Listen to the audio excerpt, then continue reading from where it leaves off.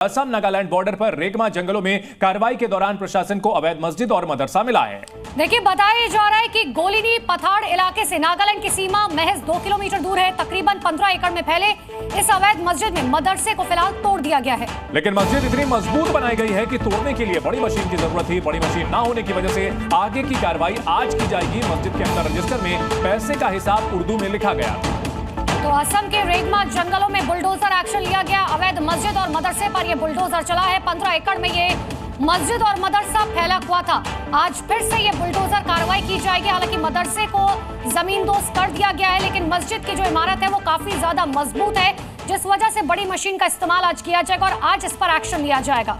असम की हिमंता बिस्वा सरकार का यह कहना है कि वहां पर जंगल की जमीन पर कब्जा करके घुसपैठियों ने वहां पर पक्के निर्माण किए हुए हैं और उन्हें हटाना सरकार का काम है। लेकिन यहां विपक्ष की ओर से आरोप लगाया जा रहा है कि मुसलमानों को चुन चुन करके निशाना बनाया जा रहा है। रेगमा के जंगल के अंदर से ऐसी ऐसी तस्वीरें आ रही हैं जो परेशान करने वाली हैं, और उन्हीं में से एक मदरसा है। मस्जिद में भी हमने आपको तस्वीरें दिखाई, अब मदरसे के अंदर ले चलते हैं। इस मदरसे में तरह तरह की चीजें हैं। यहाँ पर बच्चों को पढ़ाई से लेकर और बाकी जो इनके इंतजाम रहने के होते हैं वो भी यहाँ पर किए गए हैं। ये क्लासरूम है, बच्चों के बैठने के लिए ये बेंच बनाई गई थी। अभी फिलहाल जैसे ही नोटिस मिला, जैसे ही प्रशासन के आने की सूचना हुई, यहाँ पे रहने वाले लोग सब के सब यहाँ से फरार हो गए। चूंकि ये मदरसा है तो किताबें भी जो यहाँ पर है, किताबों को भी एक बार देख लेते हैं। हालांकि जो भाषा है यहाँ की वो यहाँ की लोकल भाषा में है, इसीलिए थोड़ा सा पढ़ना मुश्किल होगा, लेकिन फिर भी मैं कोशिश करूँगा आपको समझाने की।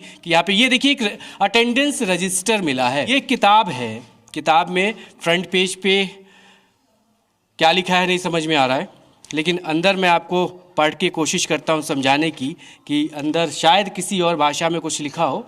लेकिन अब ये देखिए यहाँ पे लिखा है मुगल एडमिनिस्ट्रेशन एंड सोसाइटी, यानी मुगलों के बारे में इस किताब में बताया गया है। यानी बच्चों को जो तालीम यहाँ पर दी जाती है, बच्चे पढ़ते थे।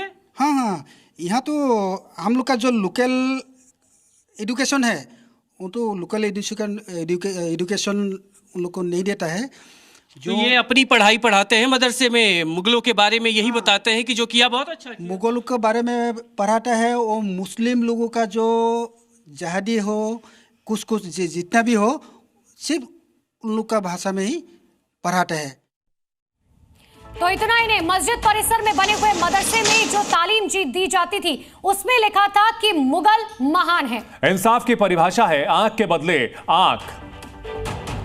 और सामने अगर आप देखेंगे तो जो इमारत दिख रही है वहां पर स्पीकर लगा हुआ है। अब ये स्पीकर किस तरीके का है, हालांकि इस तरह की जो तस्वीरें होती हैं वो अमूमन हमने मस्जिदों में देखी है, और यहाँ पर भी इसके पहले एक मस्जिद मिली थी। और अब जो ये शायद ये मस्जिद हो सकती है, मैं आपको अंदर ले चलूँगा और यहाँ की अंदर की तस्वीरें दिखाऊँगा कि आखिरकार ये किस तरह का कंस्ट्रक्शन है, क्या यहाँ पर बना हुआ है, क्योंकि अब तक ये टूटा नहीं है, अब तक इस पर कार्रवाई नहीं हुई है। क्या ऐसे में ये कोई मस्जिद है या कोई ऐसी जगह जिस पर क्या कब कार्रवाई होगी, इसके पहले मैं आपको अंदर ले चलता हूं। अंदर की तस्वीरें एक बार मैं दिखाता हूं आपको कि अंदर क्या कुछ है।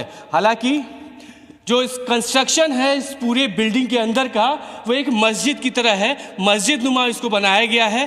क्या कुछ इसके अंदर है, हालांकि यहाँ पर भी कुछ लिखा हुआ है, हालांकि लिखा हुआ कुछ यहाँ पर नहीं दिखाई दे रहा है। सामने अगर आप देखें तो ये शायद मौलवी के बैठने के लिए या किसी के बैठने के लिए ये जगह है, बनाई गई है। और अगर आप ये किताब देखें, यहाँ पर बुक्स भी हैं, हालांकि उर्दू भाषा में लिखा है। पहली बार मैं आपको तस्वीरें दिखा रहा हूँ उस तरह की, जो यहाँ पर कैश मेमो, ये रसीद है शायद, ये रसीद की तस्वीरें अगर आप देखें तो ये भी इसी भाषा में, यहाँ की लोकल लैंग्वेज में ये सारी चीज़ें लिखी गई हैं। और पहले पन्ने पे भी क्या कुछ लिखा है ये समझ नहीं आ रहा है, लेकिन ये ज़रूर समझ में आ रहा है कि यहाँ का जो स्ट्रक्चर है वो क्या कुछ है। तमाम जो कैश मेमो बुकलेट यहाँ पे रखी हुई है।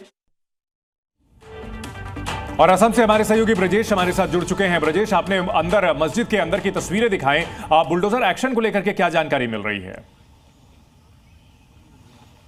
देखिए, डेमोलेशन की कार्रवाई अब से कुछ देर बाद शुरू होगी, लेकिन उसके पहले पूरी तैयारियां कर ली गई हैं। तैयारियों में कल जो हमने आपको दिखाया था, जिसमें बुलडोजर वहां पर पहुंचा था, लेकिन कंस्ट्रक्शन जो किया गया है इस इमारत का बेहद ही मजबूत है और उसकी वजह से आज पोपलेन मशीनें यहां पर बुलाई गई हैं। अब से कुछ देर बाद डेमोलेशन होगा और इस बीच यहां की तस्वीरें आप देख लीजिए। यहीं से एंट्री शुरू होती है। जंगल का जो पूरा क्षेत्र है रेगमा का, वो यहीं से शुरुआत होता है और इस एंट्री पॉइंट पे इंतजाम इस बात के किए गए हैं कि कोई भी अनजान शख्स या जो यहाँ के गांव में रहने वाला ना हो, वो यहाँ पर दाखिल ना हो पाए। और इसीलिए यहाँ पर अगर आप देखें तो असम फोर्सेस यहाँ पर लगाई गई हैं। हर गाड़ियों को यहाँ पर चेक किया जा रहा है। सामने भी अगर आप देखें तो वहाँ भी बटालियन की जो दूसरी टुकड़ी है वो फ्रंट पे वहाँ पे मौजूद है और वेरीफाई करना बेहद ज़रूरी है, क्योंकि अब तक यहाँ पर यही हुआ है कि घुसपैठिए यहाँ पर घुस जाते थे, घर मकान बना लेते थे। और इससे बड़ी चिंता की बात ये थी कि जो तस्वीरें निकल के आई हैं उससे ये पता चल रहा है कि यहाँ पर माफिया राज चलता था, यहाँ पर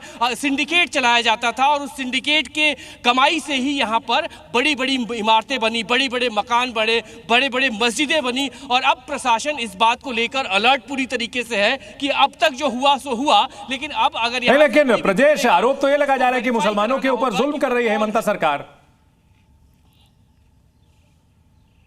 देखिए, इसमें टेक्निकली एक बात को भी समझने की जरूरत है, क्योंकि फॉरेस्ट इलाका है और इस फॉरेस्ट इलाके में फॉरेस्ट डिपार्टमेंट ने कुछ लोगों को रहने के लिए पट्टे दिए हैं, जमीनें दी हैं, ताकि वो जंगल में किसी भी तरह की कोई गतिविधि होती है तो वो तुरंत फोर्सेस को अलर्ट कर सके, क्योंकि बहुत बड़ा जंगल है ये। और ऐसे में एक लोकल एक प्रोसेस होता है और उसी को लेकर आधार ये बनाया जा रहा है कि जो इन लोगों को जमीनें दी गई हैं उसको तो नहीं तोड़ा जा रहा है, लेकिन बाकी लोगों को तोड़ा जा रहा है, बाकी लोगों की मकानों को तोड़ा जा रहा है। लेकिन टेक्निकली इसमें यही है कि उनको जमीनें दी गई हैं फॉरेस्ट डिपार्टमेंट की तरफ से और यही वजह है कि उन पर कार्रवाई नहीं की जा रही है। लेकिन जो अवैध तरीके से रह रहे थे, जो अवैध घुसपैठिए थे, जिन्होंने मकाने बनाए थे यहाँ पे, जिन्होंने बड़े बड़े सिंडिकेट यहाँ पर खड़े किए थे, क्योंकि यहाँ से नागालैंड की सीमा ठीक कुछ दूरी पे ही है और बीच में एक नदी पड़ती है, वहाँ पे पत्थर का भी अवैध कारोबार चलता है। और ये जो अवैध कारोबारी है इन्हीं लोगों को चिन्हित किया गया है। और 7 दिन पहले आज डेमोलेशन की जो प्रक्रिया शुरू हुई है ये अचानक नहीं शुरू हुई है, 7 दिन पहले नोटिस दिया गया था और उसी की वजह से लोग अपना घर जो कार्रवाई की जा रही है,